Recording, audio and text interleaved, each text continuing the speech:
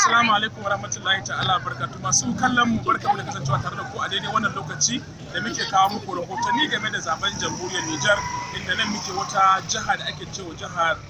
Maradi daga cikin jihohin wannan ƙasa ta Nijar. Kuma kamar yadda kuke gani yanzu an fara girga kuri'u, kusan wasu daga cikin mazaɓun nan sun riga sun kammala zaɓe tun kusan karfe 5, yayin da wasu kuma ba su kammala ba. Amma duk da haka kamar yadda hukumar zaɓe ta sanar cewa ba za a tashi daga kowace rumfar zaɓe ba idan masu wannan zaɓe ba su kammala ba. Kuma kamar yadda wasu kuma sun riga sun kammala har ma an fara gidaya kamar yadda kuke gani. Sai dai wani abun ban al'ajabi da ban mamaki, kamar yadda muka yi hasashe kafin a fara gidaya gurgun nan, yanzu za mu iya cewa jam'iyyu guda biyu ne suke nuna kansu, kusan ɗaya yake so ya tsere mu ɗaya, ko kuma ake so a kankan tsakanin jam'iyyar canji da kuma jam'iyyar tarayya kenan, da jam'iyyar Mamman Usman ta RDR canji da kuma jam'iyyar NDS ta Bazum Muhammad. Amma duk da haka ragowar jam'iyyu irin su MPR kishin ƙasa da kuma MPN suna nan suna ta tafiya akan daidai gurgudu, wanda su ma suna samun kurkunsu. Kuma kamar yadda muke magana a yanzu za mu iya ganin cewa wasu rumfunan